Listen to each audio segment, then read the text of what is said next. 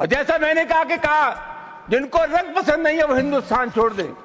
उपसभापति महोदय, मैं आपके मार्फत से जानना चाहूंगा, ये देश किसी के बाप का देश है? एक तो ये बीजेपी के लोगों का तकिया कलाम हो गया है सभापति महोदय कि मुसलमान, इनमें बाबर का डीएनए है। कि बाबर को लाया कौन? बाबर को इब्राहिम लोदी को हराने के लिए राणा सांगा लाया था। तो मुसलमान तो बाबर की औलाद हैं और तुम गद्दार राणा सांगा की औलाद हो। 5 मिनट्स। उपसभापति जी, हम गृह मंत्रालय के कामकाज पर यहां चर्चा कर रहे हैं और मैं समझता हूं देश का जो गृह मंत्रालय है उसका प्रमुख काम है देश की एकता को बनाए रखना, सामाजिक सद्भाव को बनाए रखना। ये पूरा देश एक घर है और हिंदुस्तान के प्रधानमंत्री और गृह मंत्री का ये दायित्व है कि हिंदुस्तान में विभिन्न जाति और धर्मों के लोग रहते हैं, यहां सभी धर्मों में सामंजस्य हो, एक धर्म के मानने वाले दूसरे धर्म की इज्जत करें। लेकिन पिछली बार देखने में आया है कि जानबूझ करके हमारे देश में सामाजिक सद्भाव को बिगाड़ने की कोशिश की जा रही है। उपसभापति जी, मैं नहीं जानता,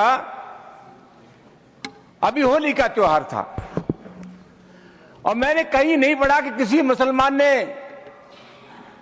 यह कहा हो कि हम सद्भावना बिगाड़ना चाहते हैं या होली के त्योहार में व्यवधान पैदा करना चाहते हैं। लेकिन इसके बावजूद भी तमाम ऐसे बयान आए जिसके चलते समाज में दरार पैदा हुई, रिश्ते खराब हुए। सर, एक बिहार के विधायक हैं और एक उत्तर प्रदेश के विधायक हैं। इन दोनों लोगों ने यह कहा कि मुसलमान अपने घर में कैद हो जाए होली पर। उत्तर प्रदेश के एक मंत्री ने कहा कि जिनको रंगों से नफरत है वो हिंदुस्तान छोड़ रहे हैं। उपसभापति महोदय, अलीगढ़ यूनिवर्सिटी में सभापति महोदय, पहले होली का त्योहार नहीं होता था, परमिशन नहीं मिली। अब जब वहां अनुमति नहीं मिली, बाद में अनुमति मिल गई थी, तो वहां के एक जनप्रतिनिधि ने कहा कि जो इसका विरोध करेगा उसको मुंह पर पहुंचा देंगे। सभापति जी, कानून का राज है या जंगल का राज है? इस प्रकार की जो भाषा बोली जाती है वो किसी भी कीमत पर इस देश की सेहत के लिए ठीक नहीं है। और मैं बहुत अफसोस के साथ ये कहना चाहूंगा कि बीजेपी की सरकार है, बीजेपी का कोई जिम्मेदार नेता या कोई मंत्री इस सब चीजों का प्रतिवाद नहीं करता। यह नहीं कहता कि इस प्रकार की जो भाषा बोलते हैं उनसे हमारा कोई संबंध नहीं है। तो क्या हम मान करके चले कि इस प्रकार के जो तत्व है उनको सरकारी संरक्षण प्राप्त है या इनको भाषा अच्छी लगती है? सभापति महोदय, बार बार कहा जाता है और अभी कहा गया कि जो लोग होली में के त्योहार पर होली नहीं खेलना चाहते, और जैसा मैंने कहा जिनको रंग पसंद नहीं है वो हिंदुस्तान छोड़ दें।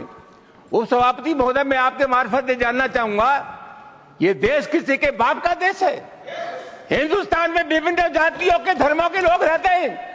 इस देश की मिट्टी पर जितना अधिकार हिंदू का है उससे कम अधिकार हिंदुस्तान के मुसलमान का है। राष्ट्रीय आंदोलन में हिंदू, मुसलमान, सिख, ईसाई सब लोगों ने तिरंगे झंडे के नीचे एक कौम बनाई।